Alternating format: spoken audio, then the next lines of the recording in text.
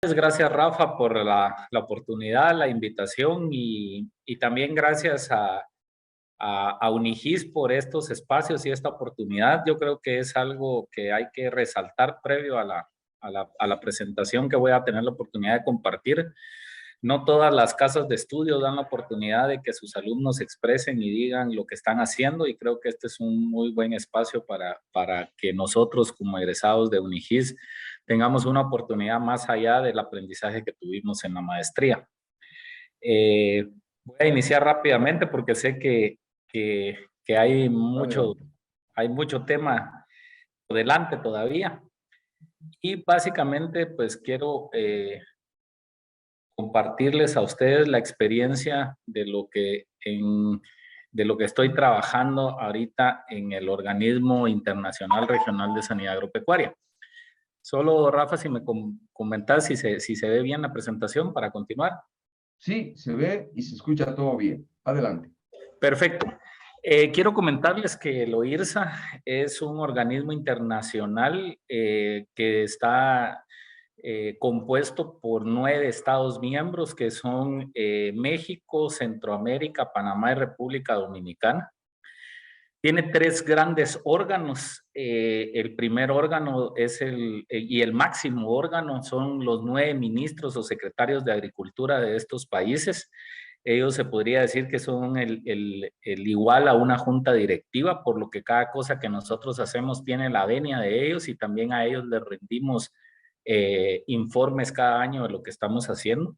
El segundo órgano es un órgano técnico que se llama Comisión Técnica, y son los directores de sanidad animal, vegetal, inocuidad de los alimentos y servicios cuarentenarios, y un órgano ejecutor que es la dirección ejecutiva con presencia en los 9 países.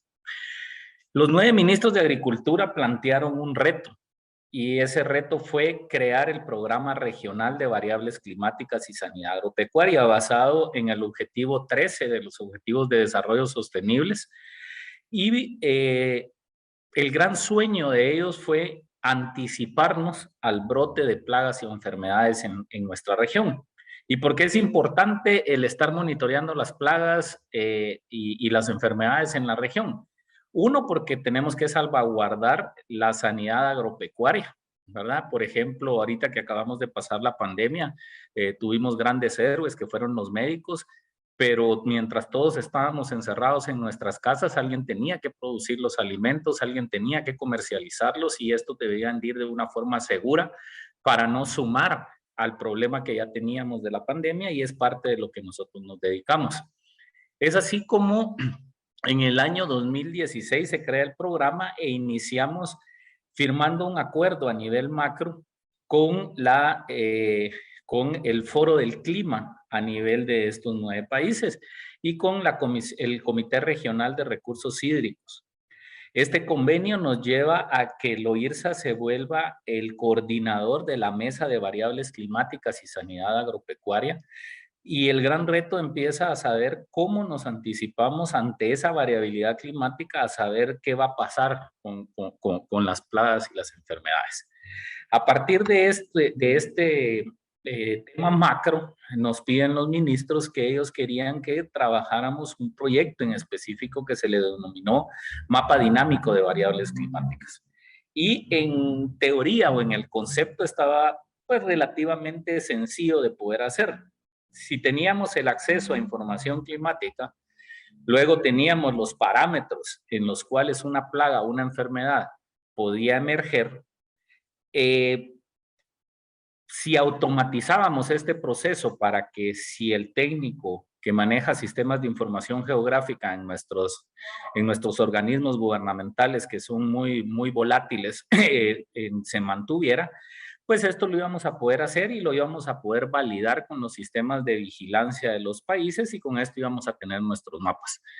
Para todos los que manejan SIG, esto va a parecer relativamente sencillo, porque al final de cuentas es hacer una serie de cruces de variables que nos van a dar un resultado. Sin embargo, el gran problema al que nos enfrentamos es que todo esto que debiera de existir, que debiera de estar en los institutos meteorológicos, que debiera de estar en los ministerios de Agricultura, que debiera de poderse automatizar de forma sencilla y relativamente fácil, no es tan así. Entonces empezamos con el primer reto. ¿Cómo accesar a la información climática? Y el acceso a la información climática para este proyecto lo necesitamos en dos momentos. Uno es la parte histórica, que la vamos a ver más adelante, y los pronósticos. Hoy por hoy hay muchas aplicaciones, podemos entrar a Weather Channel, a un sinnúmero, a Windy, un sinnúmero de aplicaciones, pero ¿cómo yo puedo tener acceso a esa información en un formato que lo pueda introducir a un sistema de información geográfica y pueda hacer los cruces de variables y que lo pueda tener todos los días?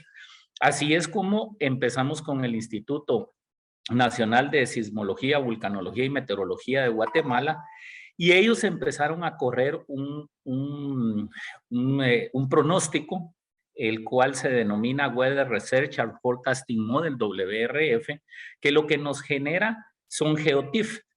GeoTIF de un pronóstico a 3 días y a 15 días.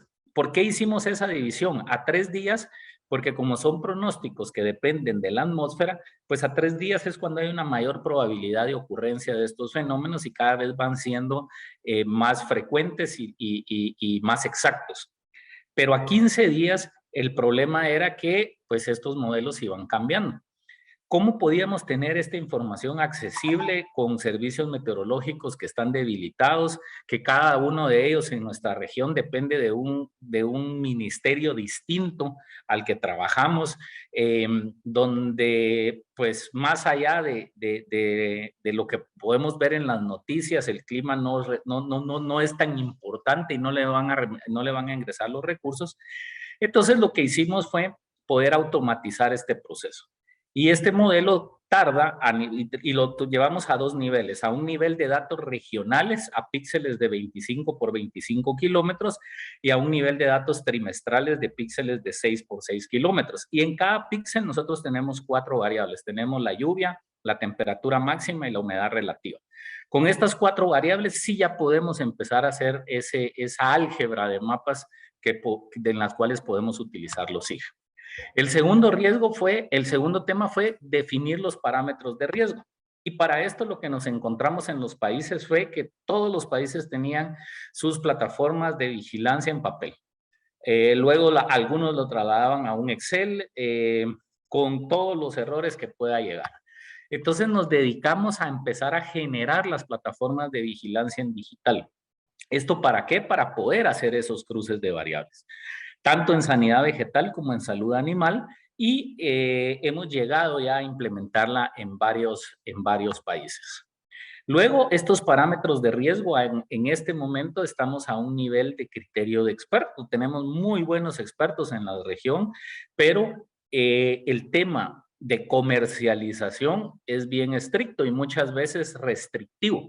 Es decir, yo no puedo enviar un producto a ciertos países y no puedo garantizar que ese producto va libre de una plaga o una enfermedad.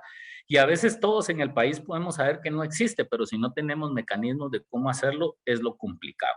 Entonces empezamos con cada uno de los expertos a que nos dijera cuáles eran los rangos que teníamos que introducir a esa álgebra de mapas. Y este es un ejemplo, el ejemplo de riesgo arroya del café. Y, por ejemplo, nos dijeron los expertos que ellos necesitaban el rango de amplitud térmica. Bueno, es la temperatura máxima menos la mínima. Cuando nos dijeron el número de días húmedos, lo que es un día húmedo para un agrónomo no es lo mismo para un meteorólogo, ¿verdad? La humedad relativa, etcétera, ¿verdad? Y fuimos agrupando. Y el otro reto era cómo hacíamos que en esos ministerios donde los técnicos hoy los cambian, donde mañana pueden cambiar al ministro, donde pueden cambiar al director, ¿cómo podíamos hacer para automatizarlo? Entonces, automatizamos dos procesos. La generación del WRF, que por medio de un FTP lo trasladamos a una máquina virtual. ¿Y por qué una máquina virtual? Porque en ese momento no teníamos los recursos disponibles para darle una licencia a cada uno de los 9 países. Entonces lo trasladamos a una máquina virtual donde pudimos colocar una licencia en este caso, de ArcGIS. Sabiendo que las limitantes que tenían, empezamos también a hacer pruebas, a correr los diferentes modelos con otras licencias de software no licenciados, ¿verdad? Como QGIS, GBSIG, etcétera. Y lo que inicialmente empezamos a utilizar fue el Model Builder, que esta herramienta pues está en muchos software de SIG. Este Model Builder nos sirvió para que todos los días a las 12 de la noche empieza a correr el WRF, al final de la mañana ya tenemos los GeoTIFF, se corren el cruce de variables, esto nos lo llevamos a un GeoServer, que fue la primera versión inicial de nuestro geoportal. Hicimos un API para que, para que esta información que estuviera en el GeoServer fuera fácil de accesar a cada uno de los ministerios y lo pudieran parametrizar y se publicara. Luego, en la medida de que hemos ido avanzando con estos modelos, hemos tenido otras herramientas que nos han facilitado y hemos estado probando diferentes herramientas. En este momento estamos probando y haciendo muy buenos modelos con la herramienta de Data Interoperability que tiene ArcGIS, y nos ha funcionado bastante bien, eficientándonos muchas de las cosas. Al final de cuentas, lo que estamos haciendo es un híbrido entre software licenciados y software open source que nos faciliten y que le faciliten a los ministerios de Agricultura el trabajo. Con esto hemos desarrollado diferentes mapas de riesgo que se corren a diario y que nos van diciendo las áreas desde alto, medio, bajo, a que puedan tener condiciones climáticas favorables para que se desarrolle una plaga o una enfermedad. Y quiero darles un ejemplo. A veces me dicen, ¿por qué te casas con el WRF? Pues no estoy casado, simple y sencillamente es que es la información que tengo disponible. E hicimos un ejercicio con este otro pronóstico, que es el NextGen, un pronóstico estacional que lo hace la Universidad de Columbia con el Instituto IRI, que lo están corriendo para toda la región para 3 meses. Los puntos verdes que ustedes miran ahí, básicamente son los puntos que la plataforma de vigilancia nos da. Ellos nos dicen históricamente dónde se ha presentado esta enfermedad, que es la langosta centroamericana o la langosta voladora, que es la plaga bíblica que todos conocemos, ¿verdad? La que llegó a Egipto y destroza todos los cultivos. Entonces, con esto pudimos determinar que hay 3 variables que inciden en esta plaga, y es la precipitación, la temperatura y el tipo de suelo.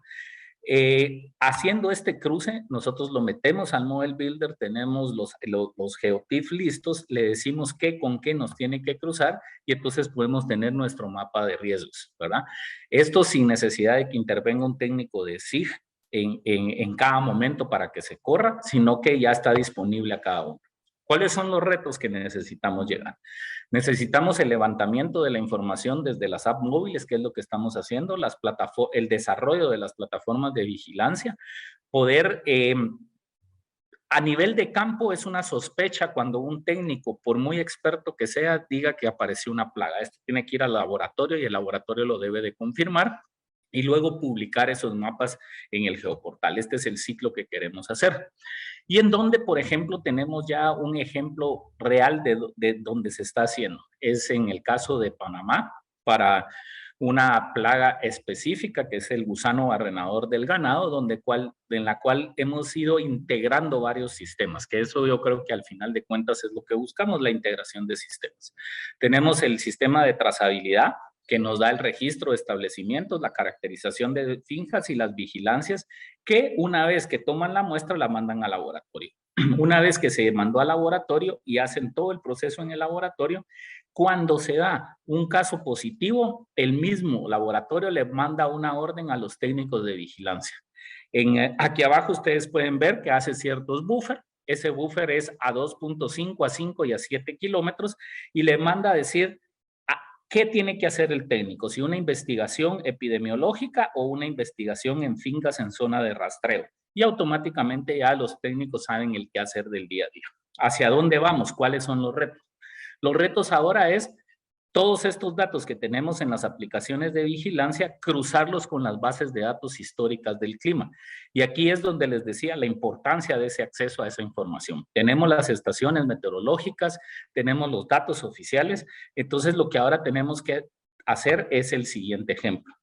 Este es el caso de Guatemala, donde la plataforma de vigilancia nos da una plaga en específico, que es una plaga muy importante para la producción de maíz, que es el gusano cogollero. Tenemos la base de datos de esa plaga, todos los puntos donde ha aparecido la plaga y tenemos la información climática histórica. Con esto, ¿qué empezamos a hacer? Empezamos a georreferenciar todos los puntos y tenemos las 4 variables que nos puede dar el pronóstico. Aquí ya no estamos hablando de pronóstico, sino que estamos hablando de las 4 variables que ocurrieron en ese día. Aquí pasamos del criterio externo, del criterio experto a un criterio científico. ¿Cuál es el reto? Que para cada una de estas nosotros tenemos que tener las bases de datos de las estaciones, hacer una interpolación. Una vez que hacemos la interpolación, tenemos que hacer un extract by para sacar la temperatura, la humedad y la precipitación de cada uno de los puntos, y esto hay que hacerlo diario, por plaga, por cada uno de los registros. Y esto es lo que vamos a tener. Vamos a tener para cada punto esas 4 variables y luego establecer un mecanismo de correlación que me permita decir cuál es la variable que está incidiendo para que se pueda presentar esa plaga, porque ustedes bien lo saben que cuando yo hago el cruce de variables no es lo mismo A intersección B que A intersección C, ¿verdad? Entonces tenemos que saber qué variable va primero, con cuál la voy a cruzar y qué va a hacer. Este reto también es automatizarlo.